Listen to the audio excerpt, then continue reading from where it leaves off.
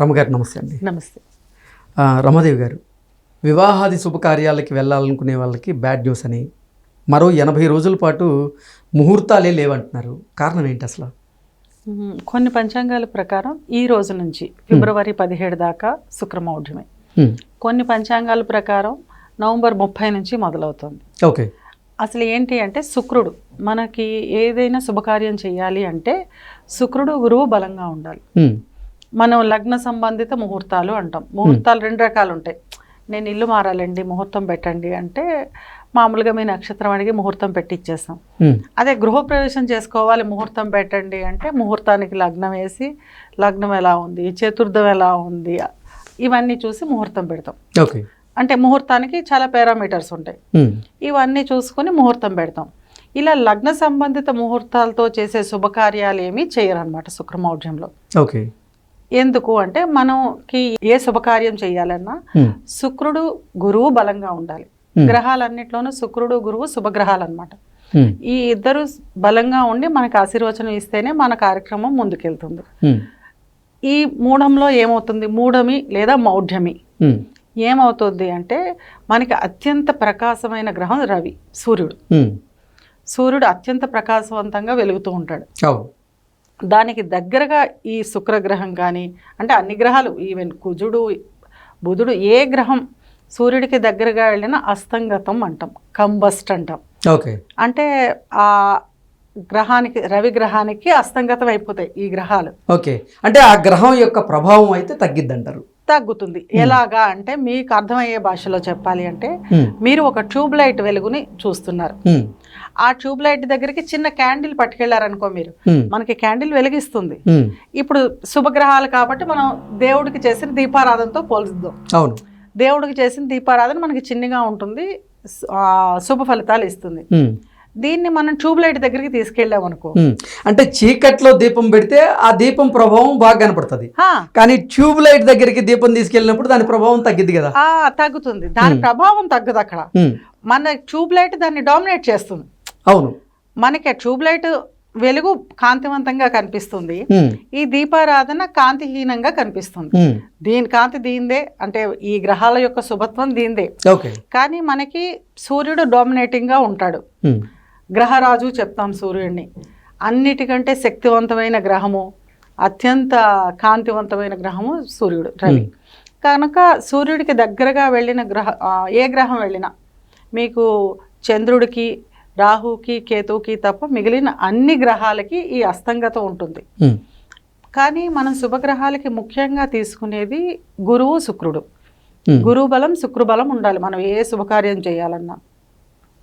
కాబట్టి ఈ గురువు, శుక్రుడు బలంగా ఉండాలి. ఓకే. ఇలాగ రవి దగ్గరికి వెళ్ళినప్పుడు మనకి అస్తంగతం అయ్యింది అని మౌఢ్యమి అంటాం మనం. మాటల్లో, మన రెగ్యులర్ మాటల్లో మూఢం అంటాం. మూఢము, ముహూర్తాలు లేవు అంటాం. ఈ మూఢమిలో ఏం చేయకూడదు అని అడుగుతారు. అందరూ అడిగేది ఏం చేయొచ్చు, ఏం చేయకూడదు. నూతన గృహప్రవేశాలు చేయకూడదు. ఓకే. వివాహ శుభకార్యాలు చేయకూడదు.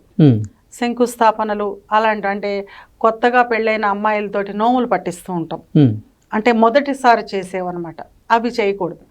పాతది మనం ఎప్పటి నుంచో నోములు చేసుకుంటున్న నోముల్ని కంటిన్యూ చేయొచ్చు. అంతేగాని ఈ మధ్య కాలంలోనే పెళ్ళైన అమ్మాయిలతోటి కొత్తగా నోములు పట్టించడము, గర్భాధానము, వివాహము, బారసాల లాంటివి చేయకూడదు. ఓకే. కొన్ని సందర్భాల్లో బారసాలు చేయాల్సి వస్తుంది. అంటే బారసాలని మనం రోజులతో లెక్కించి చేసుకుంటారు. కొంతమంది 11వ రోజు బారసాలు చేసుకుంటారు, కొంతమంది 21వ రోజు బారసాలు చేసుకుంటారు. మా ఇంట్లో ఆచారంగా ఉంది అంటే చేసుకున్నా పర్వాలేదు. అది బారసాల, అన్నప్రాసన, చెవులు ఒకటి 21వ రోజు కొంతమంది కుట్టించేస్తూ ఉంటారు, కర్ణవేద అంటారు. అలాంటివి కుట్టించుకున్నా పర్వాలేదు. కానీ ఈసారి అంటే ఈ శుక్రమౌఢ్యమిలో ఏ ఏ కార్యక్రమాలు చేయకూడదు అంటే ఏం చెప్తారు? లగ్న సంబంధిత కార్యక్రమాలు అంటే లగ్నం వేసి ముహూర్తం పెట్టే కార్యక్రమాలు ఏం చేయకూడదు. ఇంకా చెప్పాలంటే మనకి షోడశ కర్మలు అంటాం. దాంట్లో కొన్ని గర్భాధానము, సీమంతము ఇలాంటివి ఉన్నాయి. ఇలాంటివి ఏమీ చేయకూడదు. ఓకే. కానీ కొంతమంది ఇళ్లలో ఆచారంగా ఉంటుంది. అంటే ఇప్పుడు గర్భంతో ఉన్న స్త్రీకి 7వ నెలలో మేము శ్రీమంతం చేసే ఆచారం అంటారు. అలాంటి వాళ్ళు ఒక ముహూర్తాన్ని నిర్ణయించుకుని చేసుకుంటారు. అవును. అది చేసుకోవచ్చు. అన్నప్రాసన 6వ నెల 6వ రోజు చేయాలండి అంటారు. అంటే మన పెద్దవాళ్ళు చెప్పి ఆచారంగా వస్తున్నాయి అన్నమాట మనకి. అది చేసుకోవచ్చు. కొత్త వస్తువులు కొనుక్కోవచ్చు, అంటే స్థలం రిజిస్ట్రేషన్స్, ఇల్లు రిజిస్ట్రేషన్స్ చేసుకోవచ్చు, కానీ వాటికి శంకుస్థాపనలు గృహప్రవేశాలు చేయకూడదు. ఓకే. పొలాలు తీసుకోవచ్చు. పొలాలు తీసుకోవచ్చు. మనం ఏదైనా ఒక ఆస్తిని కొనుక్కున్నప్పుడు దానిపైన ఆస్తి ప్రారంభానికి పీటల మీద కూర్చొని పూజ చేసి ప్రారంభిస్తాం చూసారా, అలాంటివి చేసుకోకూడదు. ఓకే. ఏ కార్యక్రమాలు చేయొచ్చు అంటారు? రిజిస్ట్రేషన్లు చేసుకోవచ్చు. బారసాల అంటే మనకి ఆచారం ఉంటే ఇంట్లో, అంటే 3వ నెలలోపు 21వ రోజు చేసుకోవాలనే వాళ్ళు ఉంటారు, 11వ రోజు అంటారు, కొంతమంది 27వ రోజు. శాంతులు ఉంటాయి కదా, జన్మశాంతులు అంటే శిశువు పుట్టినప్పుడు జనన కాల శాంతులు ఉంటాయి. అవి నక్షత్రం తిరిగి రాకుండా చేసేయాలి. అంటే ఇప్పుడు ఒక మూలా నక్షత్రం పిల్లాడు పుట్టాడు, 27 రోజులకి మళ్ళీ ఆ మూలా నక్షత్రం తిరిగి వస్తుంది. ఆ శాంతి 27 రోజుల లోపు శాంతి చేసేయాలి దానికి. ఓకే. నక్షత్రం తిరిగి వచ్చే లోపల చేయాలి అంటూ ఉంటారు. అలా నక్షత్రం తిరిగి వచ్చే లోపల ఆ జననకాల శాంతులు చేసేసుకోవాలి. ఇవి చేసుకోవచ్చు. మనం అందరం కూడా ప్రతి సంవత్సరం ఒకసారి జాతకం చూపించుకుంటాం.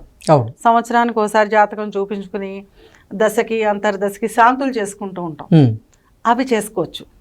అంటే మన జన్మ జాతకంలో శాంతులు, గ్రహ శాంతులు అని చెప్పి, మనకేమైనా జాతకంలో దోషాలు ఉంటే దానికి శాంతులు, దోష పరిహారాల కోసం శాంతులు, అవి చేసుకోవచ్చు. కొత్త వస్తువులు కొనుక్కోవచ్చు. మీరు ఏ కొత్త వస్తువైనా కొన్నాక పీటల మీద కూర్చుని పూజలు చేసి ప్రారంభించేవి కొన్ని ఉంటాయి. అంటే ఇప్పుడు మనం స్థలం కొంటే శంకుస్థాపన చేస్తూ ఉంటాం పీటల మీద కూర్చుని, అలాంటి పీటల మీద కూర్చుని చేసేవి చేయకూడదు. ఓకే. ఇంకా చెప్పాలంటే ఈ శుక్రమౌఢ్యం కొన్ని రాసుల వాళ్ళని ఇబ్బంది పెడుతుంది.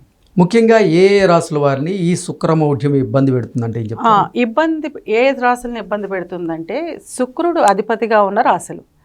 వృషభ రాశి వాళ్ళకి చిన్న చిన్న ఇబ్బందులు, ఆటంకాలు అధికంగానే ఉంటాయి. తర్వాత తులారాశి, తులారాశికి కూడా అధిపతి శుక్రుడే కాబట్టి వీళ్ళకి ఏంటంటే రాశ్యాధిపతి బలంగా ఉండడు కదా. ఈ బలంగా లేనందువల్ల చిన్న చిన్న అనారోగ్య సమస్యలు అని చెప్పి, మానసిక అశాంతి, స్థిరంగా చంచలతత్వం, ఇట్లాగా చిన్న చిన్న విసుగులు చికాకులు ఉంటాయన్నమాట. నెక్స్ట్ కుంభరాశి, మకర రాశి, వీళ్ళకి శుక్రుడు యోగకారకుడు.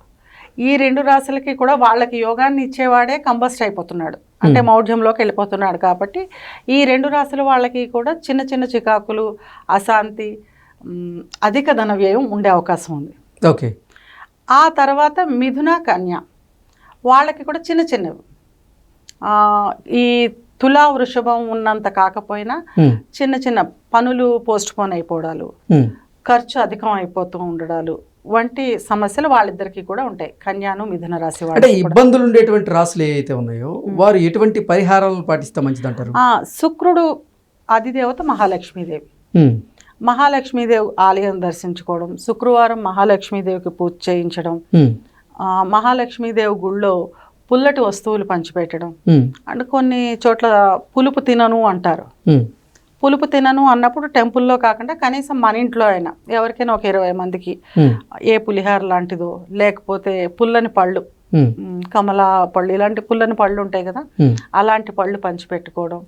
ముఖ్యంగా చెప్పేది ఈ 80 రోజులు కూడా, 84 రోజులు ఇంచుమించుగా, అంటే ఫిబ్రవరి 17 వరకు ఇది కొనసాగుతుంది. ఫిబ్రవరి 17 వరకు ఉంటుంది. ఓకే. అందరూ చేసుకోవాల్సిన చిన్న రెమెడీ, చేసుకోగలిగినది సుగంధ ద్రవ్యాలు వాడడం. ఓకే. దాన్ని ఏమంటారు, స్ప్రేలు ఉంటాయి కదా, సెంట్లు, స్ప్రేలు, పూర్వకాలం అత్తర్లు ఇవనేవారు. అట్లాగే సెంట్లు, స్ప్రేలు వేసుకోవడం, తాంబూలం వేసుకోవడం, వీటి వల్ల శుక్రబలం పెరుగుతుంది అన్నమాట. ఓకే. మనకి ఆ శుక్రుడి యొక్క సింపుల్ రెమెడీస్ చాలా సింపుల్. మనం ఒక స్ప్రే వేసుకుంది అసలు బయటికి రాము ఈ రోజుల్లో. ఈ 3 నెలలు కొంచెం జాగ్రత్తగా వేసుకుంటూ ఆ స్ప్రే వేసుకురావడం, ఒక పాన్ వేసుకోవడం, దానికి కారకుడు శుక్రుడు అనమాట. దాని ద్వారా శుక్రబలం పెరుగుతుంది. ఎందుకంటే మనకి రాశ్యాధిపతి ఎప్పుడు బలహీన పడ్డాడో అప్పుడు మనకు అనారోగ్య సమస్యలు వస్తాయి, మానసిక అశాంతి వస్తుంది. రాశ్యాధిపతి బలంగా ఉండాలి, అతని దృష్టి మన మీద ఉండాలి, అంటే మనకి పాజిటివ్ చేయాలన్నమాట. మనం ఇవి వేసుకోవడం ద్వారా శుక్రుడిని బలోపేతం చేస్తున్నాం. అది చేసుకోవడం వల్ల శుక్రబలం పెరిగి ఈ ఇబ్బందులు ఏవైతే ఉన్నాయో అవన్నీ తగ్గుతాయి అన్నమాట. కనుక ఈ శుక్రమౌళిలో చిన్న చిన్న పరిహారాలు తీసుకుంటూ శుభకార్యాలకు దూరంగా మనం శుభకార్యం చేసుకునేది అందరూ తర్వాత బాగుండాలని, ఒక వివాహం చేసామంటే తర్వాత ఆ పిల్లలు బాగుండాలని, ఒక గృహప్రవేశంలోకి ఒక నూతన గృహంలోకి గృహప్రవేశం చేస్తున్నాము అంటే ఆ ఇంట్లో మనం సుఖ సౌభాగ్యాలతో ఉండాలని. అందుకే ఈ 3 నెలలు పోస్ట్పోన్ చేసుకోవడం వల్ల పెద్ద నష్టమేం లేదు. మంచి ముహూర్తం చూసుకుని తర్వాత శుక్రమౌఢ్యం అయిపోయాక మంచి ముహూర్తం చూసుకుని వెళ్ళడం మంచిది. ఓకే రమ్మ గారు, థ్యాంక్ యూ సో మచ్.